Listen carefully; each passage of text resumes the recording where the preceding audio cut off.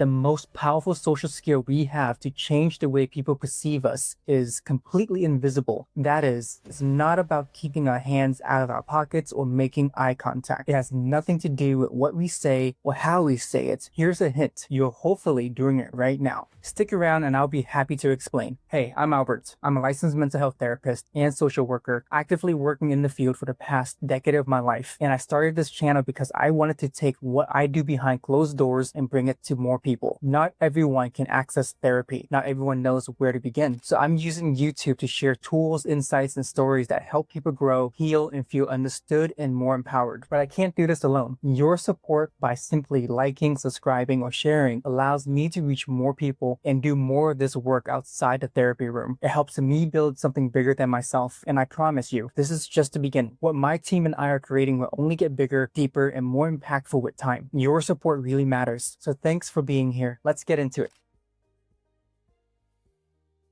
Most people think social skills are all about talking. We do everything we can to say the right things, stand the right way, and avoid awkward silences at all costs. The problem is that trying too hard to be charismatic usually backfires. Yet, this is exactly what so many so-called experts on the internet focus on. From the now defunct pickup artist movement to the self-help gurus on YouTube, everything they teach is focused on you. The more we try to control how we come across, the more self-conscious we become. And that self-consciousness, it's the root of most social anxiety. That's what anxiety is. Getting stuck in your head, analyzing every word, worrying how you're being perceived. And it doesn't help that so many self-help gurus focus on performance. Posture, tone of voice, body language, all of it still keeps the focus on you. It's not all bad and there's definitely value in them, but there's something else you might want to try by flipping the focus from the self to others. When you listen, and I mean really listen, you stop performing, overcompensating, and coming off pretentious. You stop trying to impress. You stop overthinking. And that's when something magical starts to happen. Your attention goes to the other person. You become more present. And your brain,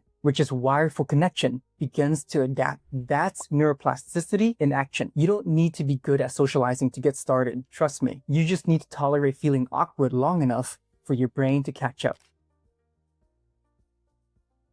Long before I became a therapist, I struggled with debilitating social anxiety. I hated the way my voice sounded. I was hypercritical about everything. How I talked, what I said, my body language, how I came across. It was exhausting. And after almost every social interaction or any form of public speaking, I would beat myself up. Like most people, I wanted to be liked, but more than anything, I just wanted to like myself. And that led me to treat every social interaction like a performance. I convinced myself that I needed to ask better questions, to always have smart or intelligent things to say by learning new vocabularies, have conversation openers, closers, jokes. So for about 2 to 3 years, I actively took public speaking classes, acting classes, improv, even worked with multiple dating coaches and doing cold approaches. They all taught me how to perform. Other people clearly think this way too, because there are thousands of videos on YouTube focused on this exact type of self-improvement. But it didn't take me long to realize that all this pressure to perform only made me more anxious. Worse, and I hate to say it, it made me more self-centered. I was talking, sure, but I was pretty much only talking about myself. And to be fair, it got me out of my comfort zone, but it still felt empty. Fast forward to my journey in becoming a therapist and studying more about psychology, I discovered the art of active listening. And for the first time in my life, I stopped trying to impress people. I stopped rehearsing lines or anticipating a response in my head. Instead, I started listening. I would paraphrase what others say, made natural eye contact through compassion, and slowed down my responses rather than trying to be witty or smart. And I tried to understand their emotions, even if I didn't always get it right. It all came from a deep place of curiosity and empathy. But something else happened too. I stopped caring so much about being liked and what other people thought about me because it was no longer about me. And to my surprise, people started opening up. Kids, teens, adults, they would talk to me about almost everything. They felt validated and even began to arrive at their own insights about what they were experiencing. They started making connections for themselves just because someone was present with them. Because the more I actually cared about others, the more I grew in compassion and understanding, and the more likable I became without even trying.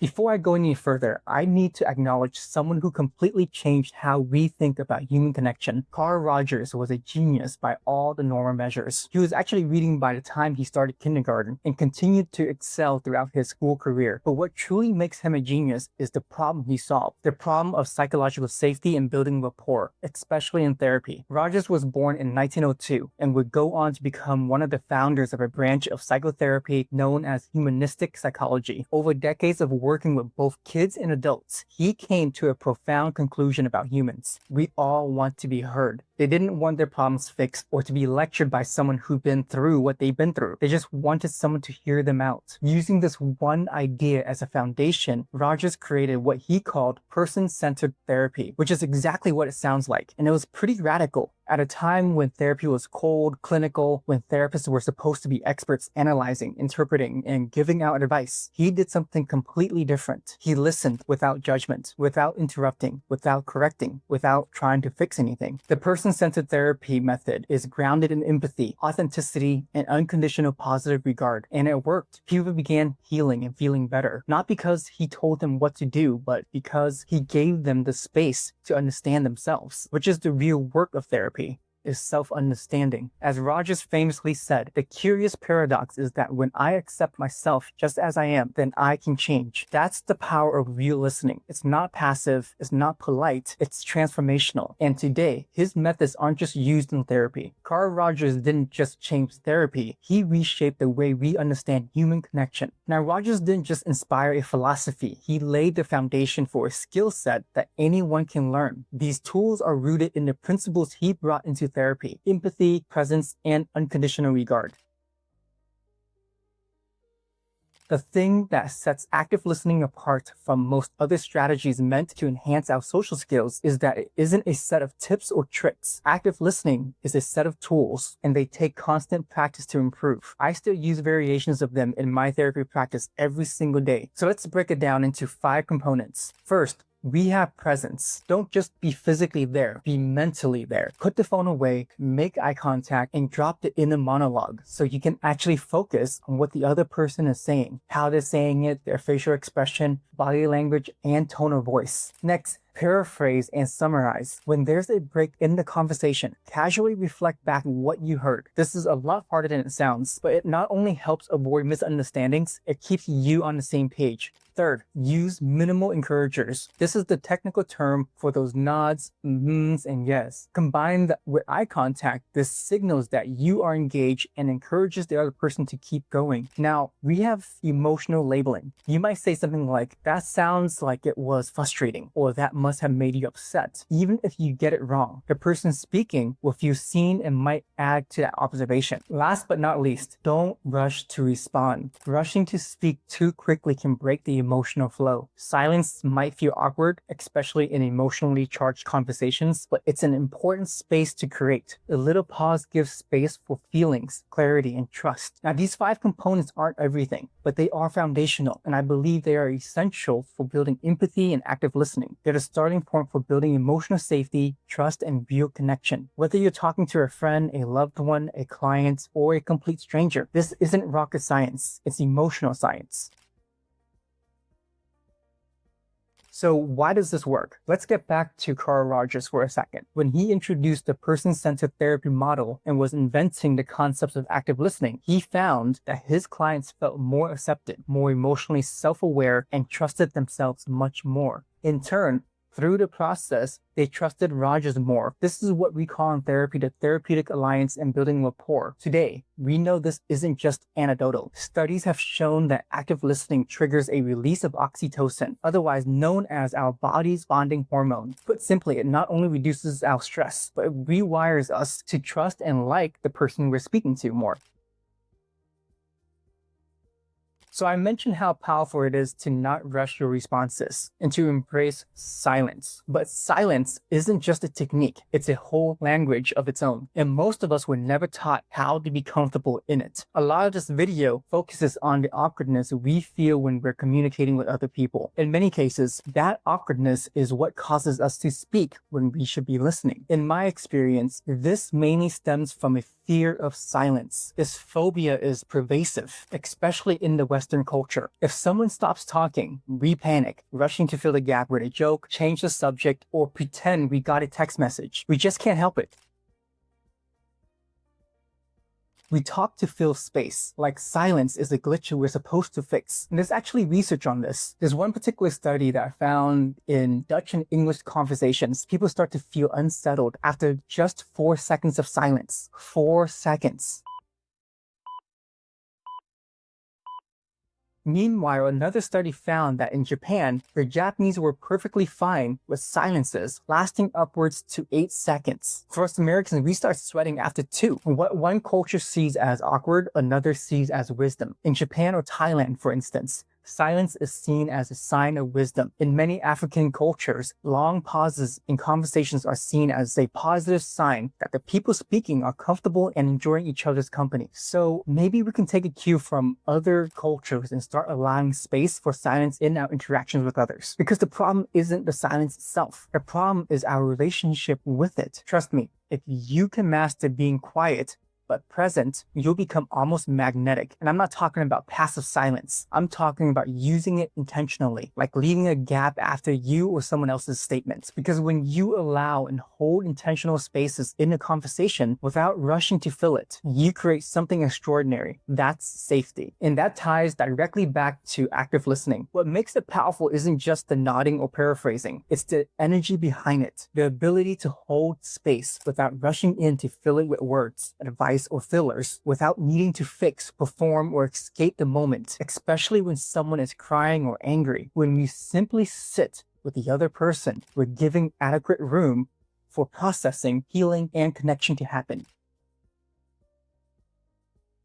While Rogers proved that active listening is a powerful tool for therapists, virtually anyone can master it. In fact, it shows up in some pretty surprising places. FBI hostage negotiators are trained in a technique called tactical empathy, and at the heart of it is active listening. In his book, Never Split the Difference, former FBI negotiator Chris Voss says that the simple act of repeating someone's concerns in your own words can bring their emotional guard down in seconds. Meanwhile, studies of various sales professionals often show that the top closers aren't the best talkers, but the best listeners. They uncover what the client actually needs because they take time to listen without interrupting or pitching too soon. Healthcare workers obviously use it with their patients, especially those experiencing trauma or anxiety. In fact, studies show that when doctors and nurses listen empathetically, patient outcomes improve and satisfaction skyrockets. So if you think listening is too modest or subtle to work, rest assured that police and FBI negotiators will argue that it's a power move. So it might be easy to see how active listening plays a role in high-stake environments, therapy, negotiations, crisis responses, but sometimes it shows up in the simplest moments, like two people sitting down for a conversation, one of them in pain, the other choosing not to fill the silence. There's a clip I saw on a podcast that really stuck with me, and it provides a strong example for this. It's an interaction between comedian Theo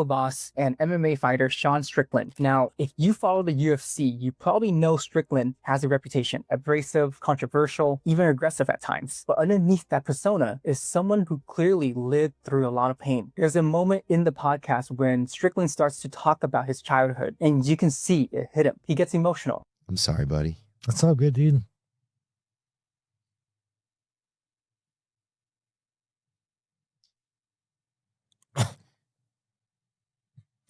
We don't have to talk, man. I can just sit here with you for a minute.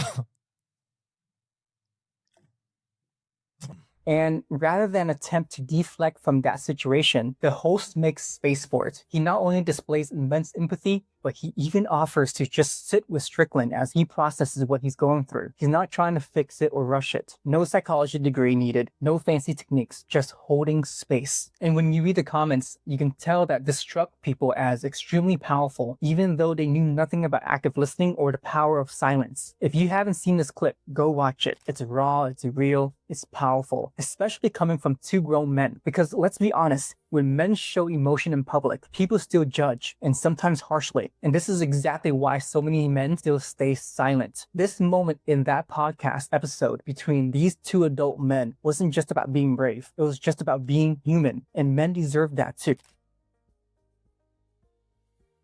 Later in my training as a therapist, I had the opportunity to work at Stanford, providing therapy to patients and families at the hospital. By that time, I already knew I had a natural ability to connect with people and help them open up. But everything deepened when I began training under Dr. David Burns. Now, you might not recognize the name, but most therapists do. Dr. Burns is a professor of psychiatry and behavioral science at Stanford University School of Medicine and one of the leading voices in modern psychotherapy. More importantly, he's the creator of Team CBT, a powerful therapy model that puts empathy at the center of the process. And within that model, he developed something called the 5 Secrets of Effective Communication, a framework that completely changed everything I thought I knew about empathy in the way I listen, respond, and build trust with people. And after 2 years of training in this method, I earned a level 2 certification. And honestly, it became one of the biggest turning points in my work as a therapist. Now, I'm not going to unpack it all here because there are levels to this. But if you want a full video on the 5 secrets, how to connect better, build more trust, and communicate with deeper impact, drop a comment below and let me know. Here's a quote that I think about a lot. It's from Dale Carnegie, the self-improvement expert who wrote the book, How to Win Friends and Influence People. He said, "You can make more friends in 2 months by being interested in other people than you can in 2 years by trying to get people interested in you." It hits because it's true. So many of us try to be liked by being impressive. We think if we talk more, say smarter things, and we tell better stories, we'll be more admired. But likability doesn't come from being the loudest or the cleverest. Rather, it comes from making others feel seen. The only catch? You can't fake it. Because this is all rooted in science, you can't just quietly nod along and secretly plan your next reply. Remember, this isn't a trick. You need to develop an honest want and desire to understand other people. When you do, they will immediately start to soften, open up, and trust you. It might feel weird at first, but keep practicing, because the more you do it, the more you realize that being a better listener makes you a better human being. And who wouldn't want to be around someone like that? If you found something valuable in this video, if it made you pause, reflect, or feel more understood, do me a small favor. Like the video, subscribe to the channel, and turn on the bell notification so you don't miss what's coming next. I'm a practicing therapist, and I started this channel to bring what I do beyond the couch, to make mental health and psychoeducation, healing tools, and deep insight free and accessible to anyone who needs it. Your support helps me do more of this work at scale. It helps me grow the team, reach more people, and build something much bigger than myself. If there's a topic you want me to cover or a moment that resonated with you, drop it in the comments below. I read every single one.